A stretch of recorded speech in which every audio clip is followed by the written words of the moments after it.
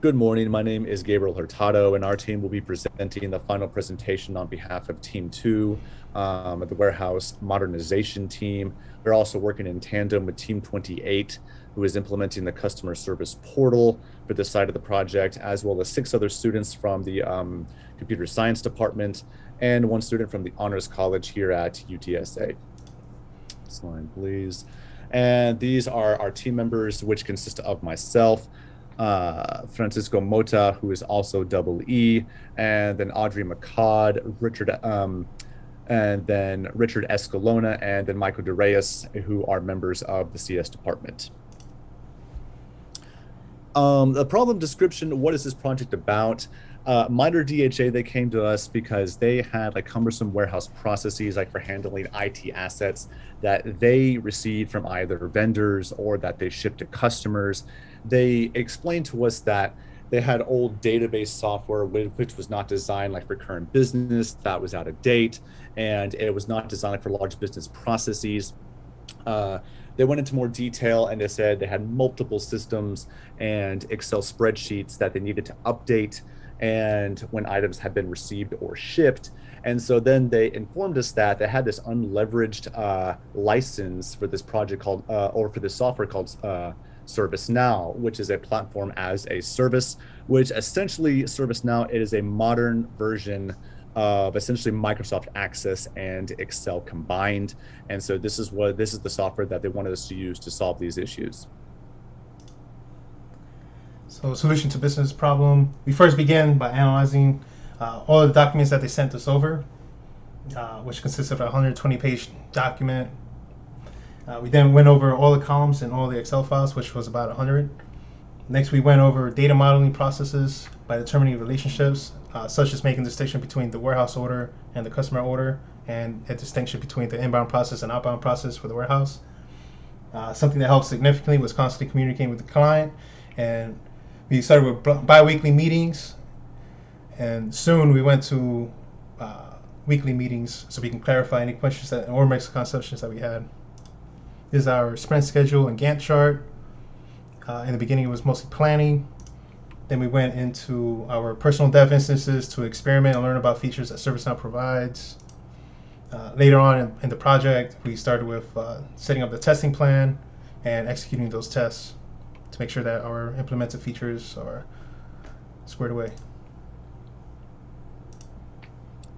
And the potential for commercialization for our specific app.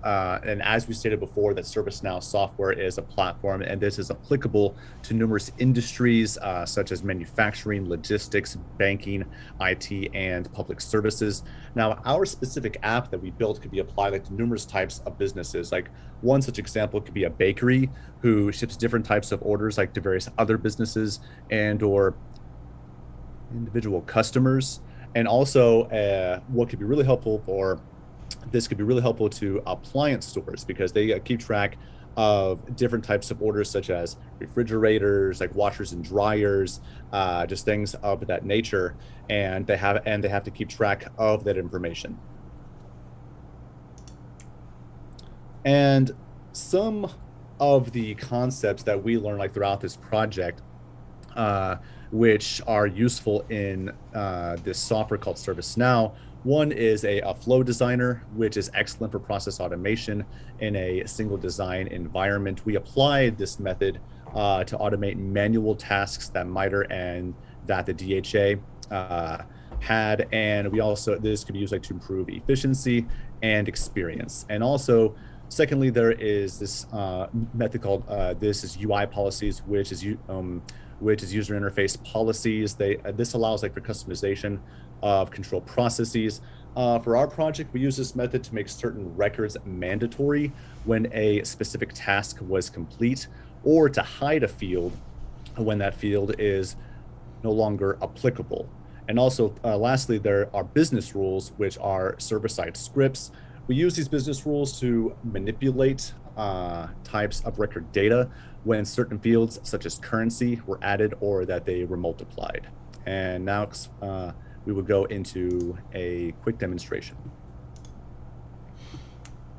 So on the left-hand side, that's our navigation menu. It consists of scanning in items, scanning out items in regards to serial numbers. Currently, what's being displayed is the initial warehouse order creation, which is multiple items received from the vendor, which can later be split up into one or more customers. So this window right here, this is displaying an individual customer order that can be filled in, such as their shipping address, point of contact, representative, when are the products required. Now we can fill in the individual product items that's going to be delivered to each customer site. In this form view, we can see the user can enter the part numbers, manufacturer, quantities ordered, quantities that were shipped to site. Some fields that are calculated automatically are quantity due in and quantity received, as well as total cost. Quantity pending shipment, that's used for when items are being staged for shipping out to the customer site. This part right here of the demo, we're simulating that 2 items have been received with different serial numbers. The user can copy and paste in mass, and in the bottom is a related list of hardware items.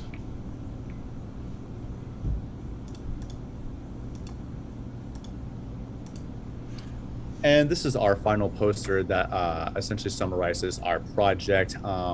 The bottom figure, this is the general ordering process that MITRE goes through like the order receipt, and then through shipment, and then through distribution. This also talks about the problem that MITRE and that the DHA were having, and then our methodology and our approach to the side of the project. Those are the center figures. And we would like to thank the faculty members at UTSA and also the employees back at MITRE and with the DHA. And thank you very much. And we will take any questions you have.